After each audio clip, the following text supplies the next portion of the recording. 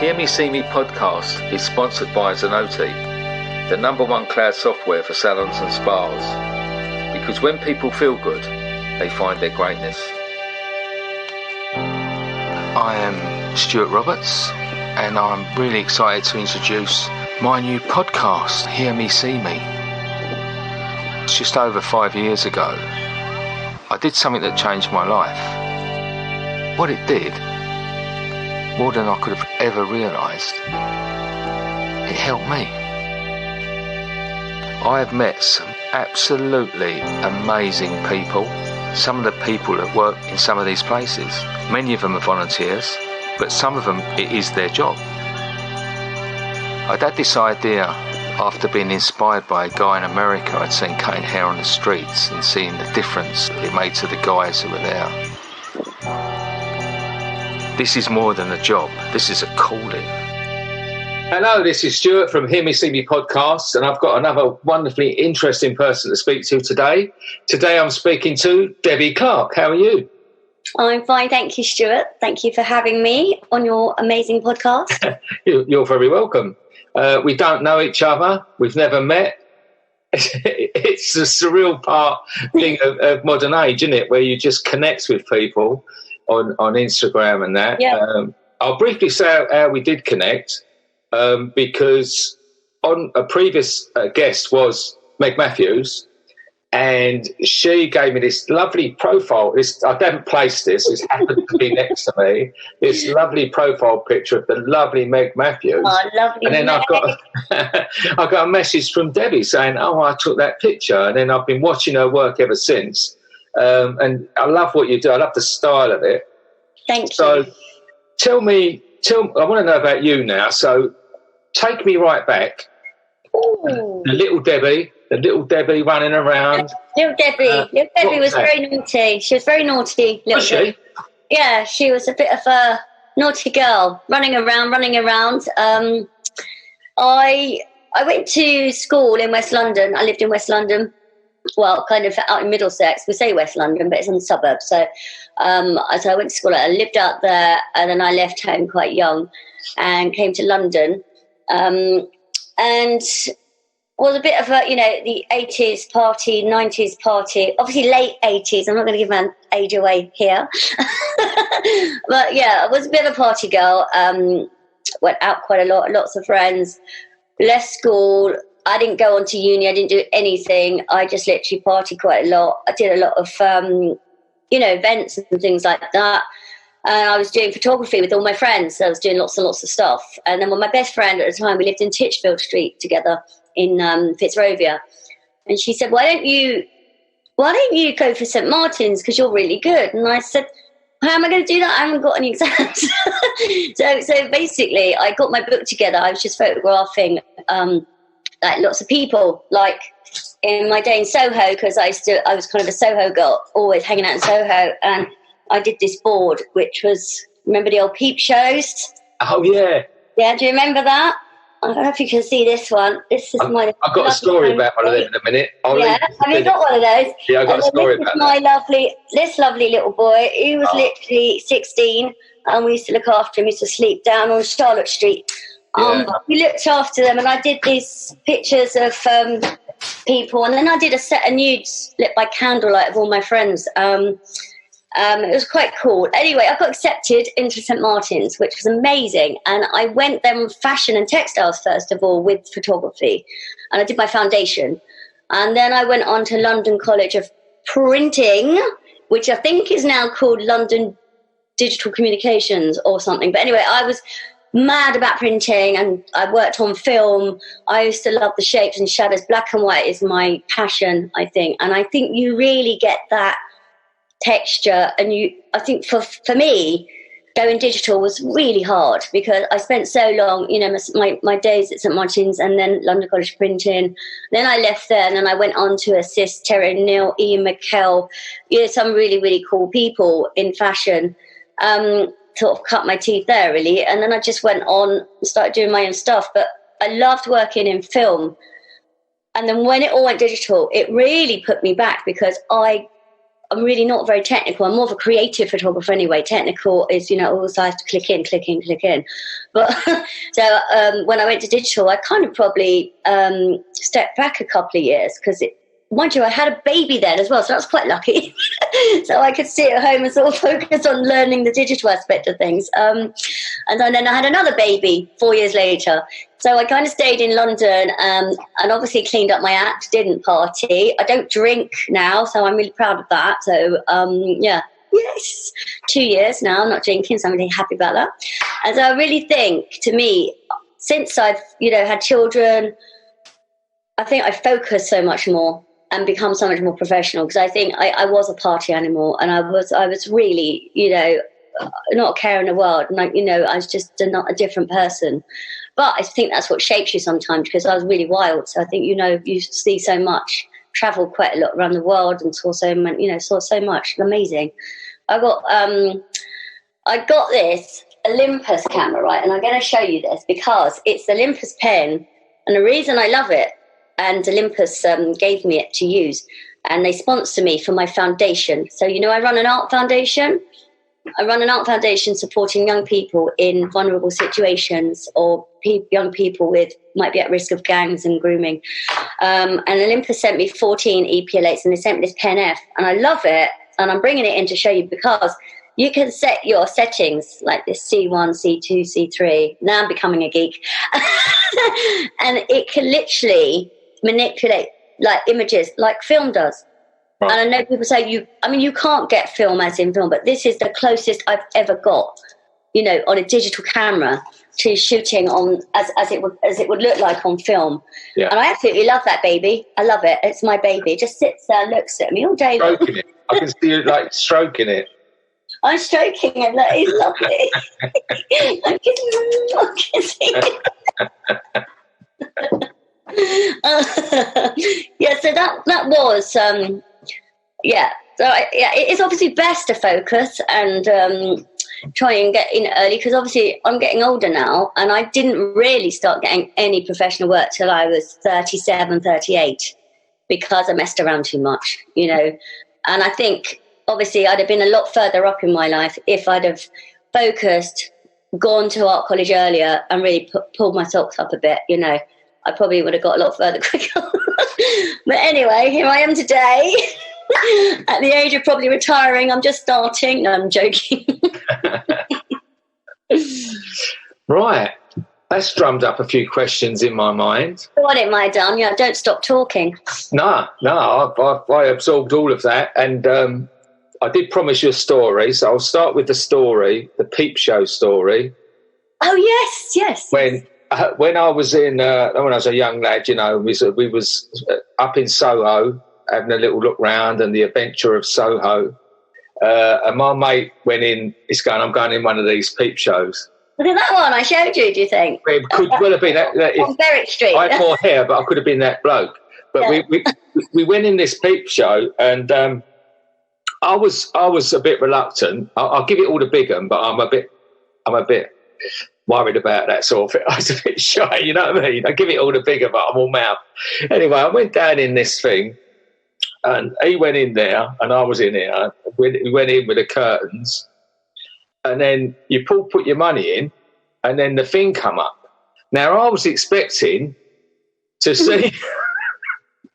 I was expecting it to come up, and then a film start. I thought I was going to be watching a film. The real person. There was this girl sitting there with nothing on, and then she's saying, and obviously I realised then, the thing is, the longer you stay on, the more money you put in. So she's saying, what do you want me to do? And I went, nothing, and I ran off. I know. And she went down the corner to my mate. She went, your mate's just run away.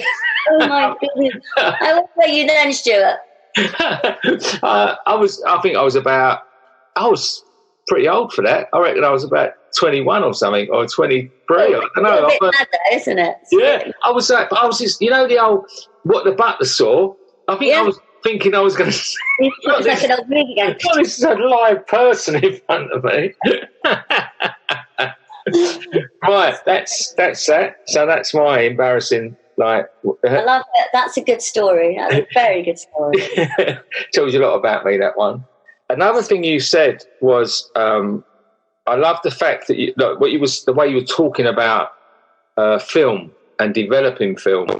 And I did. Yeah. I'm not a great photographer, but over the years in hairdressing, we used to do our own photo shoots, and then we, you know, the budget led us to try and do more of our own stuff. And I had a friend who was really good at it, and I sort of went in the dark room with her, and she showed me how the mechanics of it. And I get what you mean, because there's something about the magic when you used to see that image appear on that plate. Yeah. You know?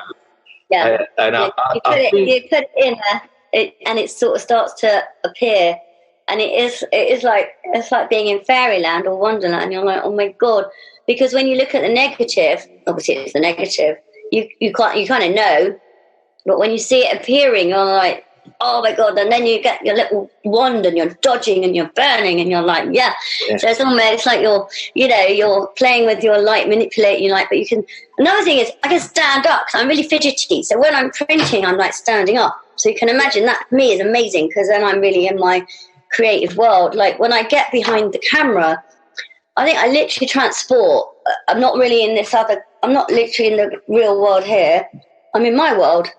Because everything else is like just irrelevant. All I can see is what I'm looking through the lens, and I kind of totally don't even know what's going on around me. And I think that's the same as when I go in a dark room. It's the same feeling that you're in this little room, you know, and I used to stay in there for 16 hours sometimes. I come out like, what time is it? You know, like dark eyes. And it just, time evaporates. But like editing in digital, you know, you're sitting there. It's so boring sometimes. I'm just like, oh my God, it's just not the same. It's just not the same. Unless you're really good. I suppose I'm not very good at Photoshop and all that, so I don't have the patience. But I can imagine if you're good at it, it's a magical thing too. But yeah, definitely. I remember that, and I remember how long it would take, you know, for one shot, and how long. And then you could underexpose it and overexpose it, and play around, and you know, it was. But I think there was definitely a bigger sense of achievement when you got that final finished article, I think. Yeah. Well, I think you have to work so much harder, isn't it? It's almost like a ritual as well. You know, you've got your negative and you place it in and you're lining it all up, and then you're measuring the length, the focal point, and then, you know, you've got all your chemicals. You feel like you're doctor in your little lab. And you've got the red light on, and it's amazing. I'm actually thinking, I've got a tree house in my garden, like this old tree house that we built with wood from Hampstead Heath, although I live central, like Russell Square. So we transported all these tree barks, like we didn't cut them down because I would never do that, but it was just, we just collected loads of trees that had been fallen down, and we built this little tree house. And I now want to, because my kids are growing up, well, Luke's 14 and Lily's 18, so they're both not really much use for a tree house. So I might make it into a dark room. Yeah. Wouldn't that be amazing? Cool. Then you can hide away from the real life out of it. Yeah, and I can run away from all of you. Run away, your heart's content. They said, where's Debbie? She's not been on Instagram for like 4 weeks. She's in the dark room. Yeah, she's rocking. She's rocking that room. And as well, I could tell that you've got a like sweet and sour, love and hate relationship with your past. That's where that come across to me. That you've got this, like, you said it 4 or 5 times about, I was a real party girl, and I just wanted to say that having been that way myself, the fact that you know, and you said it's almost like a tinge of regret when you were saying about, I started late and maybe I could have been further. Yeah. But you changed your life, and you've gone on a different path. Yeah. Do you see what I mean? So, you know, I think it's never, ever too late, you know. And no, I think I was thinking it's not too late, as in too late, but you know, I think if people are listening, especially younger kids, and, you know, they think, oh, I can always do it later. You can always do it later. But it's such a shame because when you're young, your mind's so malleable and it's like a sponge and you've got so, you know, you can take so much in and everything's new and fresh. And I think it's, I mean, I think that's why I love working with kids as well so much, is because when I'm teaching them photography and then they show me something, I'm like, how do you get that? That's amazing. Because they see things in such a different way to when you're that bit older. I'm not going to say old, but older. Because they are, you know, they literally, I'm sure they've got a different vision. And I'm sure you have when you're young, because it's like you don't have a care in the world and nothing, you know, everything is possible. And I think now everything is still possible, even though I'm older, because I am like a big kid. Well, I think it is so good to suck that information in when you're younger, because you can then, you can go fast so quick, you know, and you're on that sort of, especially if you really want to be a photographer and you really do want to do it, it's harder, you know, especially now there's so much talent, kids coming out of photography colleges and art colleges, they're so talented, and there's so many more than when I came out, and I came out when I was older. I think it's a real tough one, but there's, you know, I'm amazed. You look on, you know, I don't know about you, you look on Instagram and think, oh my God, he's brilliant, that's amazing, this is good. In fact, I was just shooting with a young girl called Maya Strowger. It's Darren Strowger's daughter, and she's studying at Fine Arts in Hampstead. And her lovely daddy bought her an Olympus camera. Anyway, I went round her the other day, and she's doing so much on this camera. And I said to her, you are genius. And some of the images she's producing are like off the scale. I mean, really cool. And she's found this little, she's obviously really gone through the camera, and there's this little program on it that you can go, she's got a fisheye lens, and the stuff she's producing is really amazing. She's like 16, sorry, she was 16, she got a camera when she was 16. Yeah, really, really talented. So, I mean, it's a lot of talent out there, so much. My daughter's the same. My daughter's doing A-level art, and because she's worked with me, I suppose, quite a lot, she's assisted me, and she's always had a brilliant eye. I mean, she's a fantastic artist, fantastic. But her art teacher said her photography is something that I've not seen. So now it makes sense, because Lily was working with me since she was like 13, loved coming on set. I mean, she came away 13, 14. She did a fashion shoot with me. She was up at 4 a.m. for 4 mornings, and she was loving it. But what she's got from that is amazing experience, because she has now got so much, you know, so much to take with her, as in she's a brilliant artist, but she's got the added bonus of she's a brilliant photographer. Really, really amazing. So what was your influences from your parents? Did you have any of that creative aspect from them? No, not really, because, I mean, my dad was away quite a lot. My mum's not really... my mum's a mum, I suppose. His mum's had 3 children. But no, I think my influence was when I moved to London, I moved in with my friend. I was quite young, and we lived together, and we used to go out with a camera, and I had this little, it was a Pen F, not a Pen F, but a pen. I keep saying Pen F, but it was a pen, Olympus film camera. I had 2, I had the FM2 Nikon, and I had the pen Olympus, the old one, and it was like both film cameras, and we picked them up from a shop in Camden. He's still there, actually. The old boy is still in that shop in Camden. And I used to just go out shooting, and it was my friend Jules, and she said, you're so good, you should really think about it. And I think that was my influence, you know, being out and about and just being free. I was free. I think creative, like any creative, I mean, funny enough, this morning, I had a brilliant artist from Ireland called Darren Lynch, and his stuff is amazing. But it's that anyone like in a hair industry, fashion industry, anything to do with creative life, it is that sort of sense of freedom that everyone's got. It is. I think it's saying that when my dad was away quite a lot, but then he started working on, it was films, and he did special effects. And he bought me my first car. It's a little Beetle called Emily, green car. And I was at St Martin's, and I'd come back to see him, and I said, I want to blow the car up and make it look like it's on fire. And he was brilliant, and he was he was creative, actually. He was brilliantly creative, but it wasn't like something I saw because he did it at work. But then he came around, he's sitting on this stone mat and looked like the car, and he did this explosion. It looked like the car was on fire, and I was like, oh my God, this is amazing. So that for me was one of the most fantastic times with my dad ever, like him going to work with me, and we were like working on my project. And when I saw it happen, and I was like, wow. And he was like, just take the picture, stop looking at it. Close your mouth and press the button. Yes, he said, just look at the car, it's going to go up in a minute. Last time. Yeah, it didn't really go up, but it was amazing. It really looked like it blown up. It was fantastic. Yeah, that was an amazing time spent creatively with my dad. I really loved it. Yeah. Have you still got both your parents? No, you should tell. I lost my dad, in 2012, March 2012. Right. Oh, I still miss him. Yeah. You miss him every day, didn't you? I lost my dad 2006.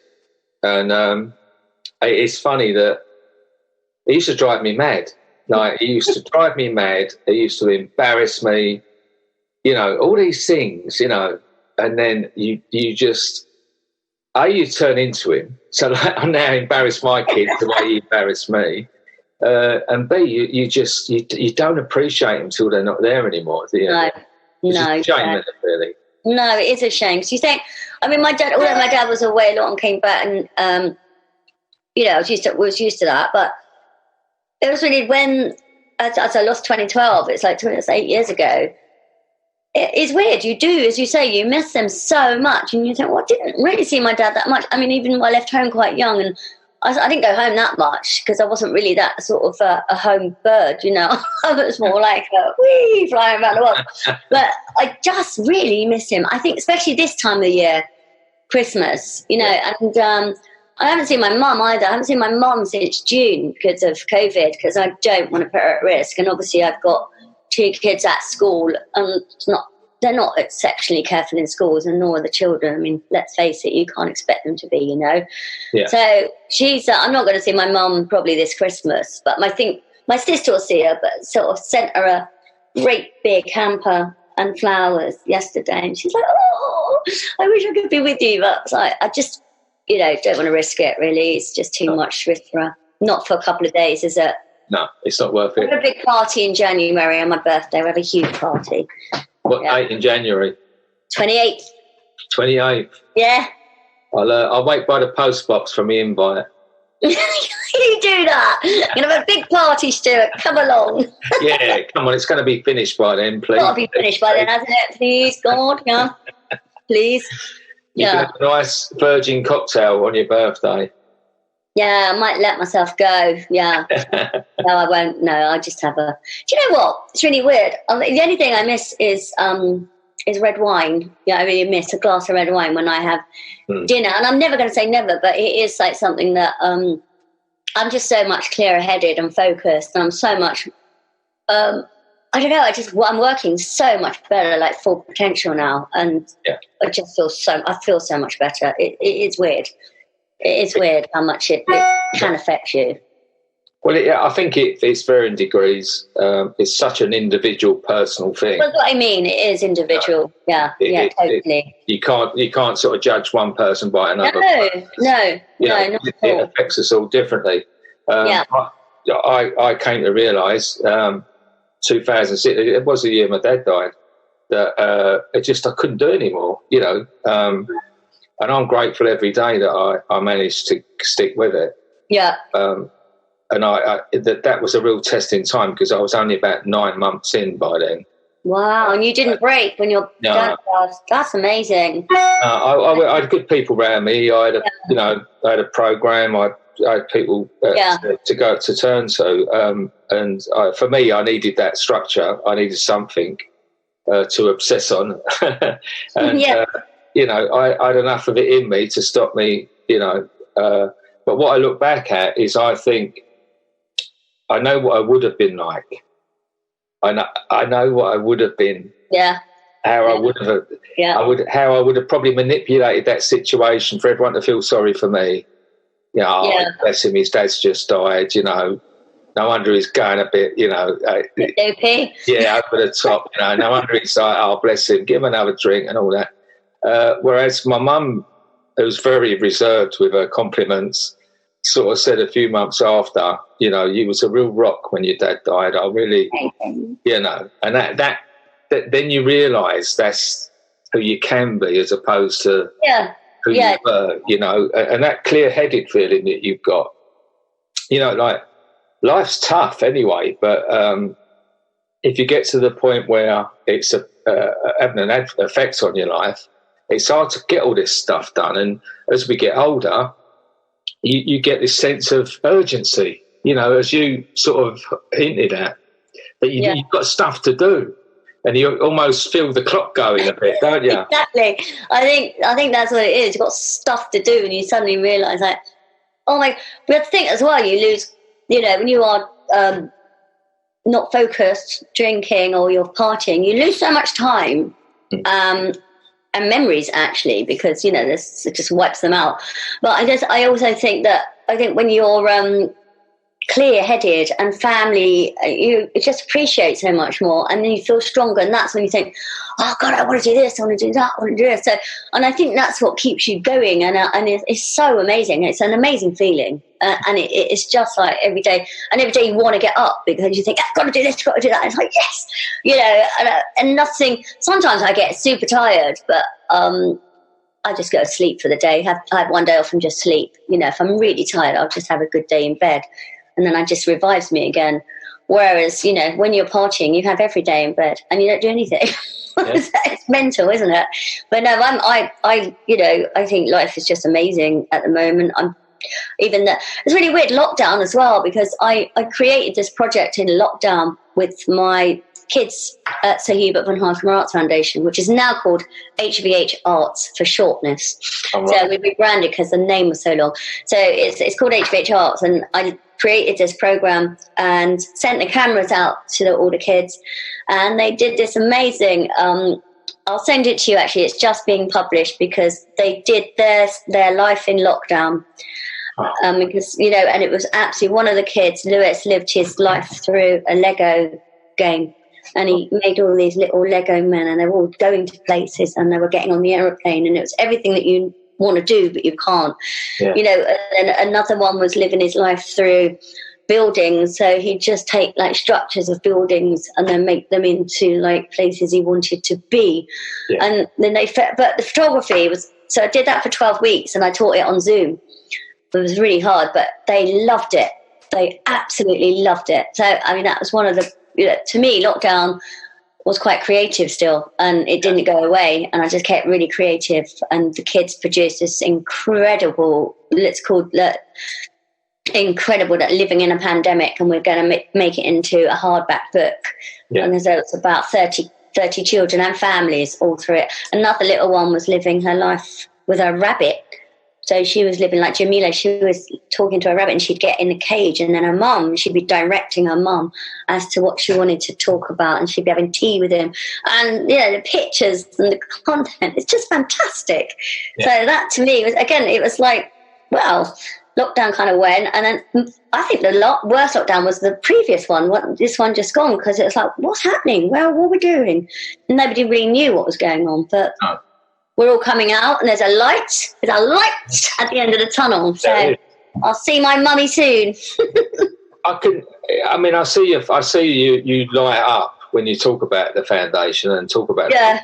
But it's a bit like my work, and I realise that that thing of doing that throughout that lockdown, it takes, even though you're helping all those kids, but it's helping you so much, isn't it? Yeah. Getting your head out of the bucket, and it as well. Yeah, it was. We used to everyone used to be. What's really amazing is every Saturday we'd have the Zoom every Saturday with a friend of mine, Paul Romans, who's a documentary photographer as well. It was really cool, and we'd all be looking forward to this Saturday. The kids would be logging on, and it would be really, really fun, and just to see their little faces, just doing something different and how proud they were of their work, and they all had their cameras. Olympus had sent them their cameras, and they were, and I thought, oh my God, I bet I'm not going to get 14 cameras back in mint condition. But they really did look after them. They were so respectful. They treated them like with love, and you know, they'd be on the Zoom going, oh, like, and they'd be taking pictures. So it was quite fun. It's a great project. Now we're making a film called Isolation Stories. So that's about filming, and Sadie's helping me with that, actually. Sadie's been amazing. Sadie's been coming on set and helping with the kids directing, and we've had some Zooms with Sadie, and they're loving it. And she came to my studios at Kentish Town, and she did a whole set with them, and it was brilliant. It was absolutely brilliant. So we're going to edit on that. The edit's going to be like scrambled eggs all over the place. We've got to make it into one. Something amazing. That'd be great. Good luck with that. I know. I am thinking, oh my God, let's get started. Yeah. It's what we'll do, and make sure that we put all the links at the bottom of the podcast when I put it out. Thank you. For the foundation and stuff like that. Thank you. But what was the catalyst? How did it begin? What put it in your mind? Well, I think the catalyst was I was shooting a lot. That was 12. So when did we set up? 2013. Where are we now? It's a long time ago, wasn't it? 2013. I can't count. See, my maths is gone. 7 years ago? 7. No, we set up. Sorry. We set the foundation up because I was shooting quite a lot of big celebrities and big actors and big artists. And my husband's unknown great-great-grandfather yet with the DNA, because he was adopted. Not my husband's father was adopted, and we found out that was a very renowned portrait artist, Victorian artist called Sir Hubert von Herkomer. Oh. And he was the most amazing, prolific artist. He's in the Tate, he's in the National Portrait, and we didn't even know that he was connected to Mark, my husband. And then what happened then was we went to Bushey. He had a museum in Bushey where they've got all his works. And he grew up in Bushey. He's a German artist, but he moved to Bushey when he was about 10 or 12. And basically, he set up a foundation for people that had gift in the arts, but yeah, obviously back in Victorian times couldn't afford to paint. He got a scholarship to Kensington Arts College, and he wasn't from a rich family, but he used to paint these, rich, amazing, beautiful people, lords and ladies, and then he'd give back to the poor. So he wanted to teach them, and he had a school of the arts. And then the Tottenham riots occurred, and then that was when I said something's got to be done, because these kids, they've got nothing to do. No one's really, really thinking about what's going on. How are we going to do this? So I set up the foundation, so Hubert von Herkomer Arts Foundation, at that time, because I wanted to replicate that sort of work and that ethos. And also, he's kind of part of my family because of my son's from, that DNA. And then I had my first exhibition at the Strand Gallery, and every photo or every picture, so like Helen McCrory, Damian Lewis, Paul Weller, James Purefoy, Kate Moss, Sadie Frost, Francis Raffel, every image I sell 100% goes to the foundation. Right. Because they're already taken, and then most of them have become very good friends of mine, and they've actually signed off that I can sell the images as long as that money goes straight to the foundation. Yeah. So every time it's sold, it does. If there's an image sold, it goes from the exhibition, so it's all catalogued. So every year I have an exhibition to show the work. So my next exhibition is called Do Not Disturb, and that will be of lots of people in the bath in different shapes and forms. And all those images will be sold to promote the charity and go to the foundation. So yeah, so far I've got a nice little collection coming. I'd love to assist you on that one. You'll have to assist me on the next one, Stuart. Yeah, you'll definitely get your VIP invite on that one. That image you had of my brain don't work sometimes. Is it Helen McCrory? Helen McCrory, yeah. McCrory. That image, beautiful, of that silhouette. That's Peaky Blinders. Yeah, and it's just she's looking, but I think, and then this is a victim of that type of work. Our patron is Lena Headey, and it's a massive bank of work, but it's once they can do something iconic like Game of Thrones or with the Blinders, it's almost like people's they forget of all the other stuff that they do. But I know. Oh, Helen is an amazing, the most amazing woman. I think she just evolved light just around her. Whenever you talk to her, she's just this light, and she's just the most down to earth. She comes to the gallery, she talks to the kids. I remember when I first got my little gallery, it's in Queen's Crescent, and you feel like, God, it's like nobody really, I didn't even know it existed, and I used to live the other side of it for 10 years. It was really bizarre. And I had this little gallery, and it's in the middle of the estates in Queen's Crescent.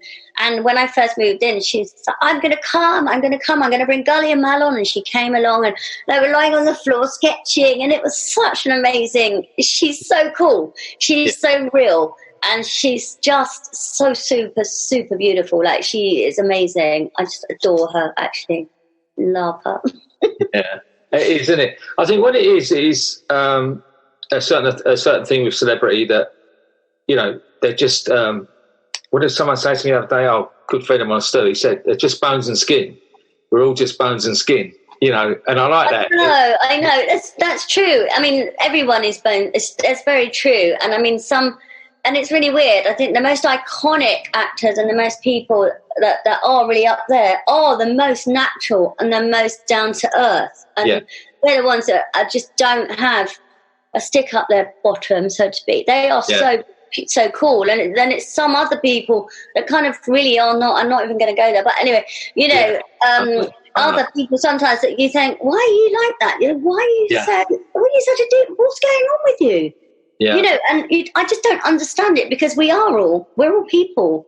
You know, whether you're an icon, whether you're not an icon. And I think you shouldn't be thinking, obviously, do you know what? It's like Kate Moss, she's amazingly down to earth, so real. And she's just a beautiful person. Sadie's a beautiful person. There's Meg and Francis, and they've all done so many amazing things. Yeah. Like Damian Lewis, it's like, you'd think you'd known him for years. He's just the most cool, down-to-earth guy ever. Yeah. And it is weird. But they are skin and bones, aren't they? But they're so talented. Yes. So talented. I remember with young Megan here. I love Meg. I know everything about menopause now. God, I don't know. She's helping me. You can believe it, but I'm having one. I know so much now. I'm having a menopause. I have hot flashes. She's great, but Meg's a force of nature, isn't she? Meg is a force of nature. She's doing so well. Yeah, but they're actually doing some good with everyday stuff that might be overlooked, but it's a real big thing in someone's life. Yeah, no, it is. And just the lovely Lena Headey, we say about action. Like only a few weeks ago, she was moving to America the following day, and she came to us on the Wednesday to the Whitechapel Mission, and when she got there early in the morning, I knew she was moving country the next day, and I said, look, if you've got to shoot off, let me know. She stayed there the whole time. She's got clippers. She's clippering guys' hair. Wow. I can cut hair. We've got some great pictures. I can cut hair. I can cut some hair. I went to hairdressing college once, well, for 2 months. You've got to come down. You've got to come to the mission. Yeah, you've got to come. You closet hairdresser. You can all come. I love it. Brilliant. And like there again, so Lena was cutting with she was raising the hair. Yeah. Oh yeah, she does some cuts. Wow. And she, she just had so much time for people, and she wasn't in a rush. And then she finally, she left. And then, the next day she was moving, not just moving house, she was moving country. So how generous to give that time. Amazing patron. Amazing. But you would love it. You'd have to come at some point, because I'd love to. Like your photographers are people, imagery people, and there's nothing more all encompassing than the people we meet, the homeless people. you know, they've got such stories on their face and such stories in their eyes. And, you know, I know a couple, funny enough, I'm at the Mission in the morning, and I've got a great photographer, Jack Eames, who's come in. And there's been 3 or 4 really, really good photographers, and they're thinking of doing like a table book. I'd like to do that. I'll come down one day and do some shots. I think the idea is more than one photographer. So it's a collective of different people, because they all sit slightly different and work slightly different. So we're looking forward to that. But so where is the future for your photography and your journey? Where do you see it going next? I mean, I'm really, at the moment, I'm really happy with my photography where I am, because it doesn't take me out of the country, and I don't want to go out of the country until my kids are at uni. I mean, Luke's 14, and I think it's really important. I mean, people think, oh, when your kids are teenagers, you know, they're all grown up. But they're not. It's the most important time. You need to be with them, and they need so much, you know, nurturing still and advice. So I think once Luke's kind of grown up, about another 4 or 5 years when he may be at uni, I think I might probably go. I'm going to go over to LA because I've got some friends over there, and there were some studios that were interested in using me and an agency 2 years ago. But I don't want to make that journey yet, and I don't, you know, and I, not that because I'm. I don't want to be away from my kids or my family. And I know once you start doing that journey and you sign up with LA or New York, I mean, it was a bit like I shot Ed O'Neill at Fox Studios and Sofia Vergara. And they were like, well, when don't you stay? We get you an agency and Fox can use you, blah, blah, blah. I said, I can't. You know, I was only there 2 weeks and I got like some really cool work and met some really cool people. And I would have loved to have done, because I was behind my camera and I was like, oh, I didn't have anything going on. But as soon as I put my camera down, I realised, no, you're a mum, you've got 2 children, you've got a husband, you've got to go home. And I know that would do that to me, because once I'm in my moment, it's addictive. It's like, oh my God, I'm there.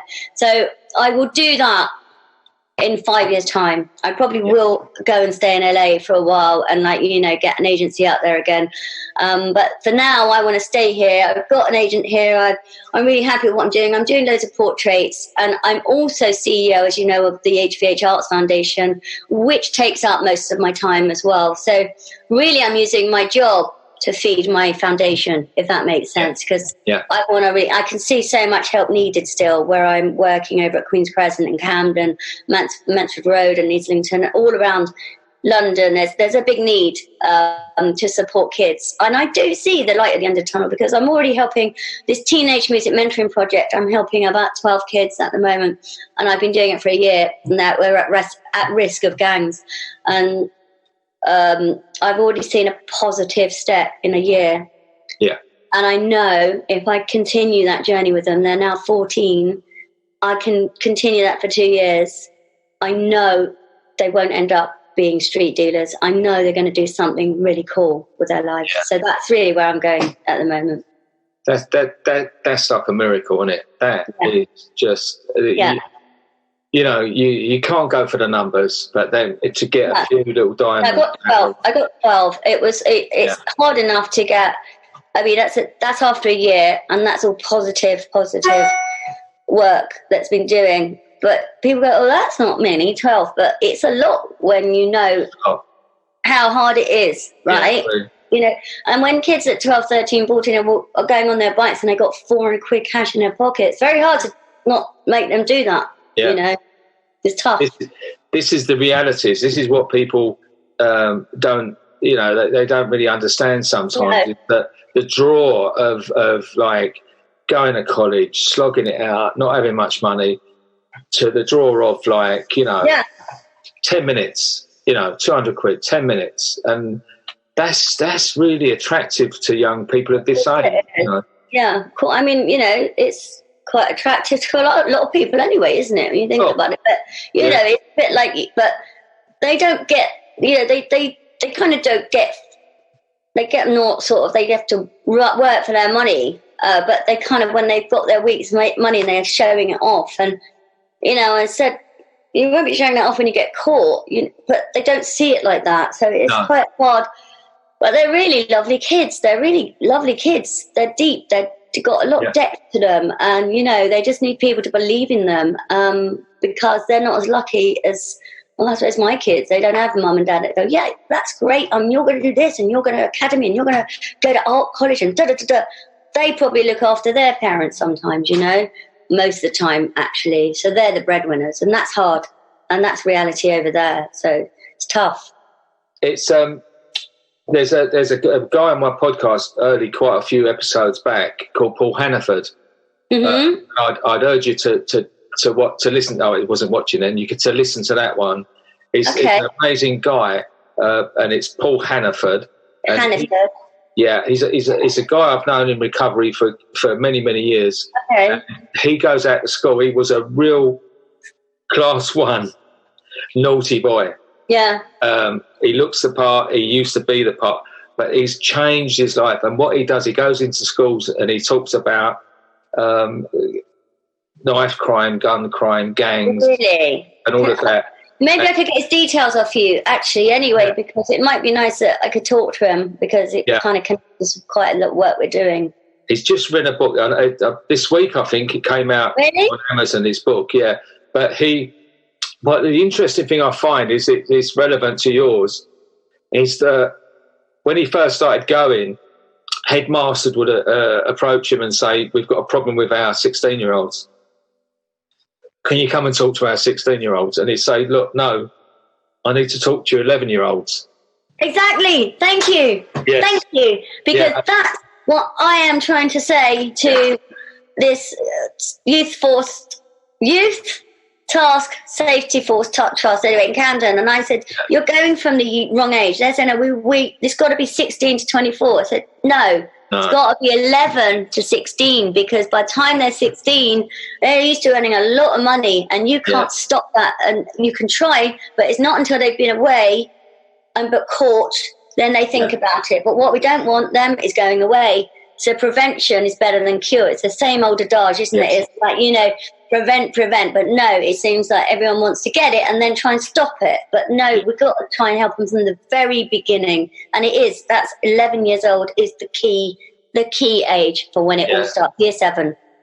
Exactly. Yeah, you love him. Like I'll have to. I love him already. I love him already. Yeah. And it was funny because I've spent. I said this to him. He went on my podcast. I spent many years doing, because I've done the last 6 years homeless. But probably the last 12 years I've been doing with alcohol addiction and drugs and things like that.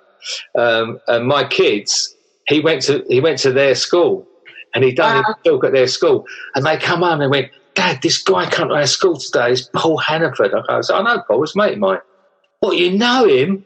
What, you know him? And I goes, he said this and he said this and he said this.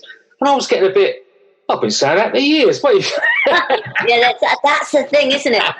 Don't listen to your dad. No, mine don't. They don't. That's how, you know. It's weird. That's the same thing, isn't it? The same. Like I now realise when I think about, well, my mum said that, and I used to think you don't know what you're talking about. But it all comes back around when you're much older. You think, oh, now I understand what she meant. I know. So your sort of forward plan is that maybe when the kids are older, and I do understand that. I do think it's because I think actually it makes me think that it's relevant to when you were very, very young and went and lived with someone. And I've said this recently, that our children are going to be younger and dependent for longer. Because at that time, I moved in with a girl at 19. We set up home together at 19. We ended up getting married and have a baby. That didn't work, but we were so young, 19. I left home at 18. You know, kids can't even think of doing that now. There's no way they can do that. No, they're just too snowflakes, aren't they? We'd like, oh, I want to go for my baby. But I do love it. I think that's probably why they're there, because, that we just went out and did it. Yeah. Yeah. But financially we could as well, because now... That's what I'm saying. They can't afford to now. Come on, let's put house prices or rent even. I don't think, if I had to get back on that train now, I mean, I'm buying still, but I mean, I bought my house years and years and years ago when you didn't have to prove you earned so much money. Yeah, I love and you just got it like, oh, I know, man, you can. Yeah. And basically, if I had to get a mortgage now for my house, I couldn't afford it. Yeah, me too. Because it's gone up so much. Do you know what I mean? And because I just don't earn that money. You know what I mean? I don't earn the amount of money that my house would be worth to get a mortgage on now. So it's weird. It's hard. But we'll help them. We'll get there. We'll get there. Yeah, so that being the thing of, I understand why you've got to like just put on hold your other plans, because they're going to need you for that bit longer. So that's your future plans for your career. You want to grow the foundation. Yeah. And what else do you want for you? Oh, I just want to be healthy, happy. I think, what else do I want? Yeah, I mean, the thing is, I work really hard at the moment. I think it's quite, just go. And I think when it's the same old thing, it's like you think, oh, yeah, I want to go to LA, because when I go there, I'm like, oh, it's like a different world and I love it. But I don't know. I really love my life at the moment. I love my family. I love where I am. I love my foundation. I'm at a really good place with my photography. I suppose I might try and push it to get more commercial work. But it's the time, because I'm splitting my time between being a photographer and being a CEO on a charity, which I love. And I've got so close and involved with the work that I'm doing with the charity, and I've seen how important it is. And I mean, it's super important. I go in on the ground, and it wasn't until I did that over the last 4 years that I've let the photography go a little bit, because I'm getting something from my work at the foundation, something that makes me feel, I suppose, I come home and I think, God, it isn't all about money all the time. I used to think, I want that campaign, I want to earn this money, I want to go there, I want this campaign, oh my God, I know I want to be that. I don't want that anymore. I kind of lost my ego, which is, I'm trying to, day by day, I mean, I have got an ego, everyone has. I mean, you must have as a photographer, but it's not half as bad as it was 10 years ago, and I don't really care, and I honestly don't care about making loads of money. I just care about being happy. I care about feeling good about myself, that, that my kids are happy and I'm giving them what, they deserve. And then my kids at the foundation, when I see them, I see their little faces light up, and then I can do something for them. Do you know what I mean? That's really what makes me tick at the moment. That's where I am. And I'm in a really good place at the moment. I think now I'm focused. Now it's all like the drinking stopped, and I stopped partying and going out so much. I'm a different person, and I think I'm a happier person for it. Might be getting a bit boring though, I'm worried, but I don't know. I don't worry about that. No, I'm not worried about that. I think life is about balance. Balance, yeah. And it seems to be that you've got a good balance, and that's probably why you're so content. Yeah. Yeah, I have. And you sound like you're very happy too, Stuart, now. I am. You are. Brilliant. Yeah, more than I can say. That's good. Well, I can't think of a better way to finish it. Thank you so much for giving me your time this afternoon. You're very welcome. And please keep in touch. Let me know if I can do any help with this foundation. You come along to see us at some point as well. Definitely keep in touch. Be lovely. Let me know. Thank you. Thank you very much. Thank you very much. Bye, Debbie. Just over 5 years ago, I did something that changed my life. What it did, more than I could have ever realised, it helped me. I have met some absolutely amazing people. Some of the people that work in some of these places, many of them are volunteers, but some of them, it is their job. This is more than a job. This is a calling.